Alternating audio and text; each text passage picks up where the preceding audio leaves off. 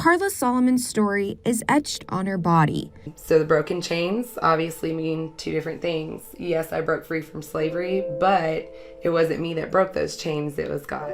Karla is a survivor of modern-day slavery, human trafficking. She was trafficked not once, but twice. My childhood was very rough. Molested before the age of 2, she was taken from her mom. Karla ran away for the first time at 12 years old. A neighbor took her under her wings. She started doing things that my mom wasn't doing. So she would wait for me at the bus stop. She would take me home and make me sandwiches after school. And she started to build a relationship with me. She started doing things to make me trust her. But that trust led Karla down the wrong path. She took me to a party with some older guys and had me, I did drugs for the first time, smoked marijuana for the first time, and I ended up losing my virginity at this party. The women soon began selling Karla to men in exchange for drugs. She was trafficked for a few months before breaking free, but the trauma Karla endured stayed with her. I kind of learned at that point that if I wanted to live on the streets, sex equaled payment. I would sleep with guys to have a place to stay that night, or I would do what I had to do to be taken care of as much as I could. Karla eventually made an attempt at a normal life. She got married and had 3 kids, but it didn't last. I did the one thing that I knew how to do really good whenever things got what I thought was really bad, and I ran. I ran away from my kids. I ran away from my husband. Then she met a man who forced her to have sex for money. He was creating an ad on Backpage.com, and I remember him walking over to me and showing me the ad and telling me that he just needed me to do it one time. That one time turned into 54 days. She was taken from Louisiana to Texas, up to Colorado and back. A lot of people don't understand, well, Karla, you were in your car. Couldn't you have just left? I tried. So I pulled over at a gas station, and I remember getting out and throwing the drugs that I had in the car away in the trash can by the gas pump. I remember calling my husband, and I told my husband where I was at and who I was with. Karla ended up in College Station in the fall of 2016, where police located her at a hotel. And I remember walking outside, and all of these cops got around me, and one of them even right in my face, and he's like, "Karla, are you Karla Solomon?"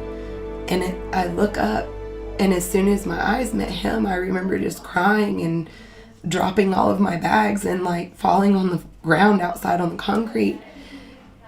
And I remember telling them, "You guys just saved my life."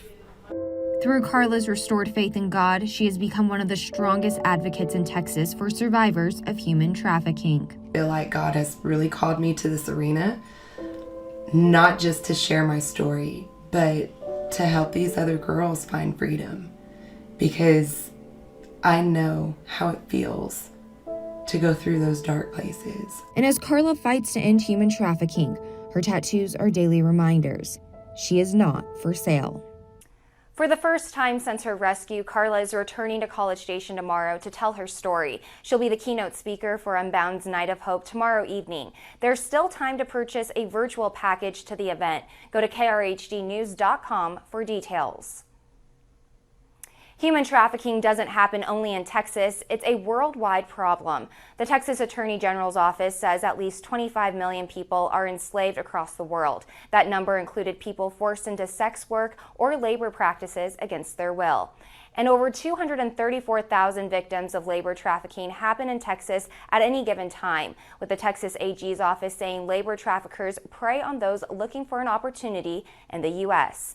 But almost 80,000 children and minors are trafficked for sex every year in Texas, as the state says they've handed out over 441 years of prison time for those caught trafficking kids for sex. Trafficking isn't just a crime involving sex trade, it also means big dollars for big businesses. In fact, the nonprofit Safe Horizon estimates over $150 billion are added to the U.S. economy from labor trafficking practices. The group says almost a quarter of all domestic workers are forced into labor across the U.S., and 18% of construction workers are forced to do work in similar conditions. Safe Horizon says migrant workers and indigenous people are affected the most by labor trafficking. And it's not just a big payday for U.S. businesses. Federal officials say criminal organizations like drug cartels actually make more money trafficking people than narcotics. Customs and Border Protection officials say cartels make up to $14 million every day by taking women, children, and families across the border. Officials say most of these people pay their life saving to the cartels, but then work as indentured servants for years. Officials estimate traffickers made over $411 million last month as illegal crossings surged.